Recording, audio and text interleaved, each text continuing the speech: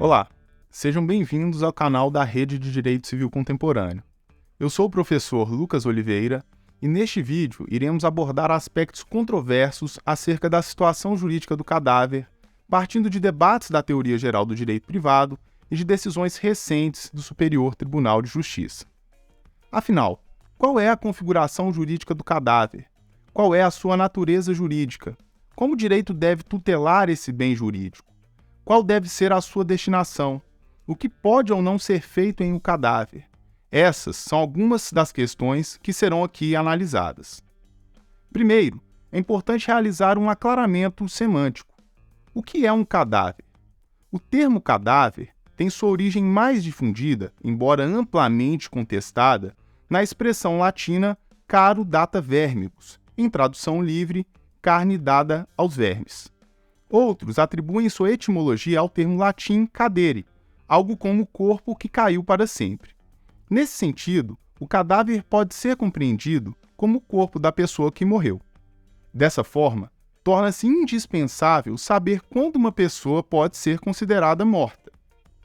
O conceito de morte e o momento da sua ocorrência são questões extremamente contestadas, seja do ponto de vista jurídico, médico-biológico, moral ou religioso.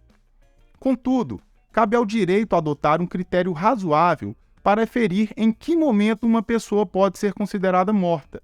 Afinal, a morte, enquanto fato jurídico estrito sensu, traz grandes repercussões de grande relevância para o direito, a exemplo da abertura da sucessão, a extinção de contratos personalíssimos e, principalmente, a extinção da personalidade, nos termos do artigo 6º do Código Civil.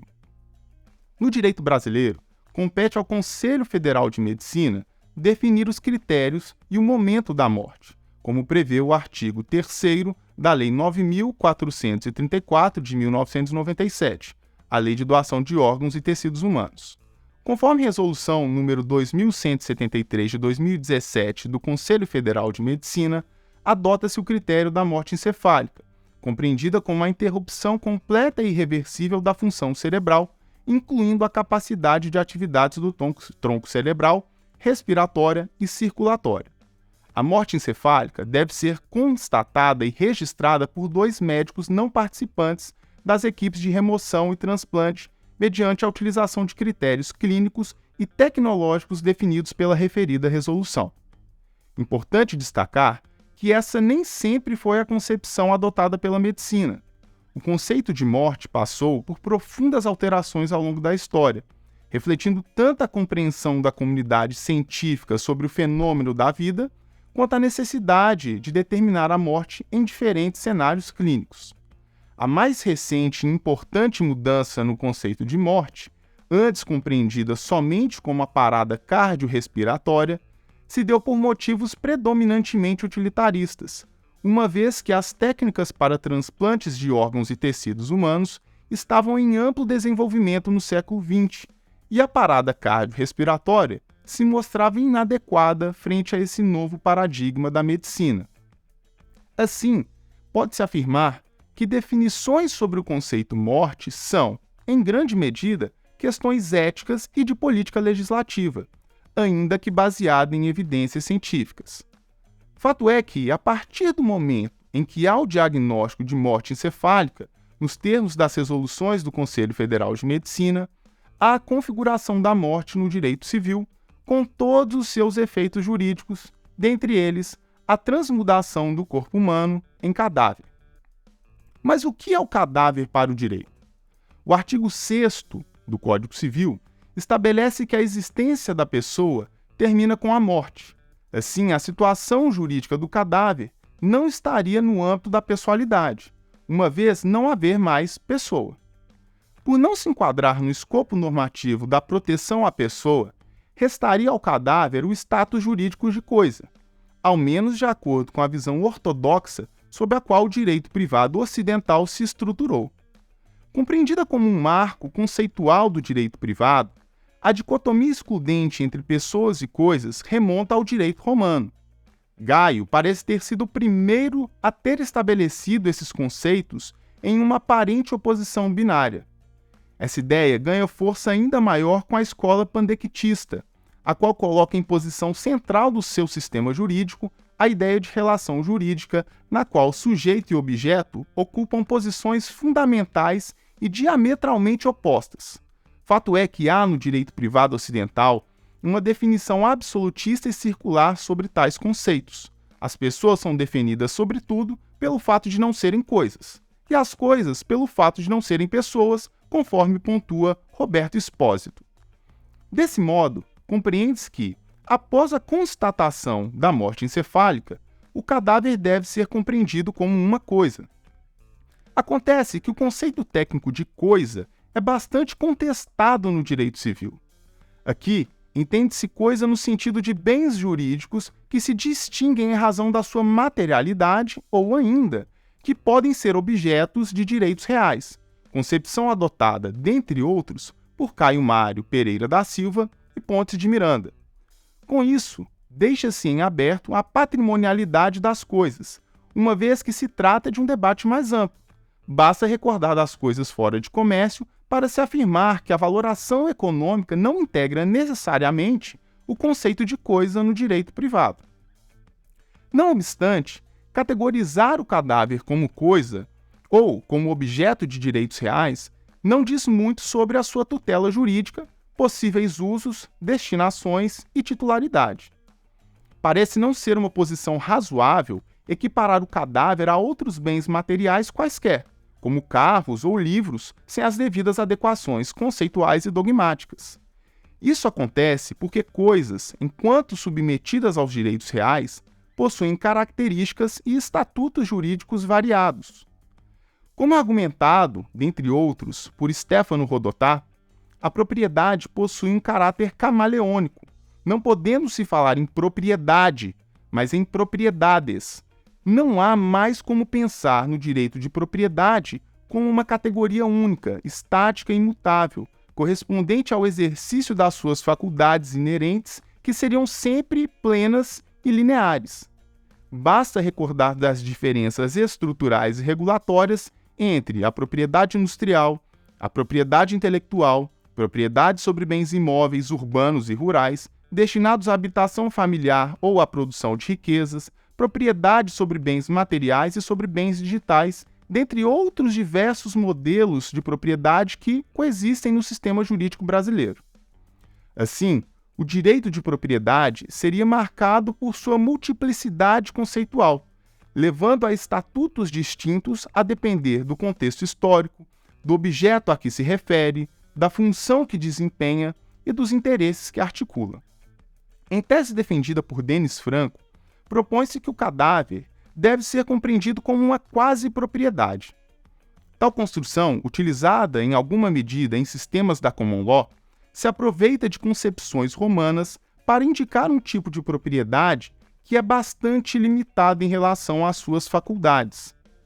A adjetivação pelo termo quasi é utilizada, em geral, como um recurso para contornar dificuldades taxonômicas do direito, tal como as figuras do quasi-contrato e do quasi-delito.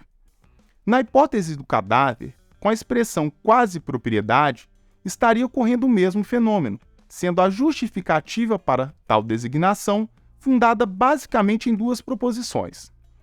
Primeiro, isso permitiria um certo grau de consistência e coerência ao ordenamento, uma vez que a associação do termo propriedade ao cadáver possibilita a aplicação de uma série de princípios e regras legais pré-existentes às situações jurídicas nas quais o cadáver seja o objeto.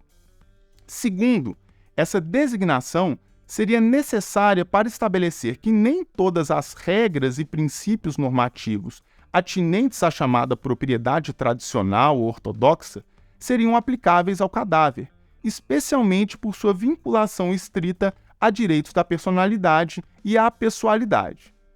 Por essa razão, pode-se compreender o cadáver como um bem predominantemente existencial.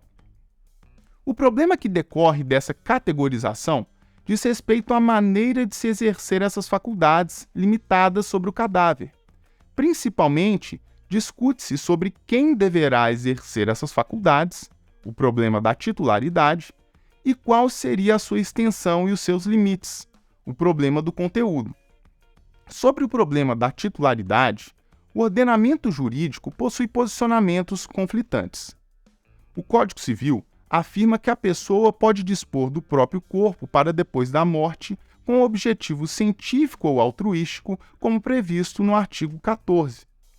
Nesse sentido, interpretando a norma para além do mero texto normativo, devemos compreender que caberia somente à pessoa determinar sobre a destinação e os usos possíveis do seu corpo depois da morte. Seria, nesse sentido, uma irradiação post-mortem dos efeitos dos direitos da personalidade. Assim, a pessoa poderia determinar em vida se deseja que seu corpo seja cremado, enterrado ou até mesmo criopreservado. Esse foi um entendimento do Superior Tribunal de Justiça no recurso especial número 1.693.718 do Rio de Janeiro, julgado em 2019. Na ação que gerou o recurso no STJ, duas filhas do primeiro casamento contestavam a decisão de sua irmã paterna de submeter o corpo do pai, falecido em 2012, ao congelamento no Instituto de Criogenia de Michigan, nos Estados Unidos. Para as autoras da ação, o corpo do pai deveria ser sepultado no Rio Grande do Sul, ao lado de sua ex-esposa. Em primeira instância, o juiz julgou procedente o pedido das irmãs e autorizou o sepultamento do corpo. Contudo, o Tribunal de Justiça do Rio Grande do Sul reformou a sentença e determinou o procedimento de criogenia. Já no STJ, o ministro Marco Aurélio Belize fundamentou seu voto no princípio da autonomia privada, afirmando que a pessoa é quem tem o poder de dispor do seu corpo após a morte, fundado nos direitos da personalidade, não havendo qualquer óbice legal à destinação à criogenia. Por outro lado, a Lei de Doação de Órgãos, em seu artigo 4º, condiciona a retirada de órgãos e tecidos do corpo de pessoas falecidas à autorização do cônjuge ou parente maior de idade. Assim, em uma interpretação literal do texto normativo, mesmo com uma manifestação expressa em vida do falecido, a vontade do cônjuge ou parente maior de idade prevaleceria. Embora essa seja a interpretação mais adstrita ao texto legal, defendemos posição em sentido contrário. Aqui, entende-se que a decisão sobre a doação de órgãos e tecidos humanos cabe prima facie ao falecido, por meio de manifestação expressa ou tácita de vontade em vida. Caso não tenha havido manifestação de vontade em vida, tampouco seja possível presumir ou reconstruir sua vontade, seria transferido à família o poder de escolha em razão da disposição legal. Entendimento importante que contribui para o debate diz respeito ao posicionamento sedimentado no STJ, no sentido de permitir a exumação do cadáver do suposto pai para exame de DNA nos casos de investigação de paternidade pós-mortem. Em decisão de 2022, da terceira turma, cuja numeração não foi divulgada por tramitar em segredo de justiça, o ministro Paulo de Tarso Sanseverino declarou que, abre aspas, em um juízo de ponderação dos interesses envolvidos, notadamente entre a tutela jurídica pós-mortem da personalidade humana, do respeito ao corpo humano e à sua memória, que possuem efetivamente resguardo constitucional, e o direito fundamental do autor à sua identidade biológica, este deve prevalecer. A discussão acerca dos limites ao exercício dos direitos sobre o cadáver não é menos complexa. A pessoa falecida pode exercer as faculdades sobre seu próprio cadáver de maneira mais ampla, escolher o tipo e o local de sepultamento, a doação ou não de órgãos e tecidos, a disposição para fins científicos ou altruísticos, a criopreservação do seu corpo, dentre outros aspectos. Por outro lado, quando os familiares ou terceiros forem legitimados, de maneira subsidiária ou residual, a tomar decisões acerca do cadáver, não deve-se entender tais decisões como direitos subjetivos em sentido estrito, mas como um munus, um poder-dever, condicionando o seu exercício ao cumprimento, na maior medida do possível, dos interesses do falecido, dos seus parentes, quando houver fundamentos legais, além do exercício de outros direitos fundamentais, como no caso da busca pela identidade biológica e pelo direito de filiação nos casos de investigação de paternidade pós-mortem. Assim, entende-se que a compreensão do cadáver como quase propriedade, ainda que atrelada a desdobramentos dos direitos da personalidade, é a construção teórica que melhor se adapta aos desafios da tutela jurídica ao cadáver. Trata-se de uma propriedade em que não há um titular pleno, tampouco há poderes amplos. Certamente haverá situações em que essa quase-propriedade deverá ser densificada e delineada no caso concreto. De todo modo, atribuir essa categorização ao cadáver garante, ao menos, um ponto de partida com alguma segurança jurídica. Enfim, trata-se de tema polêmico que merece maiores investigações. Aqui foram traçados apenas alguns apontamentos, principalmente face a decisões do Superior Tribunal de Justiça. Aqueles que gostaram e se interessaram pelo tema, não se esqueçam de deixar o seu like e se inscrever no canal da Rede de Direito Civil Contemporâneo. Até a próxima!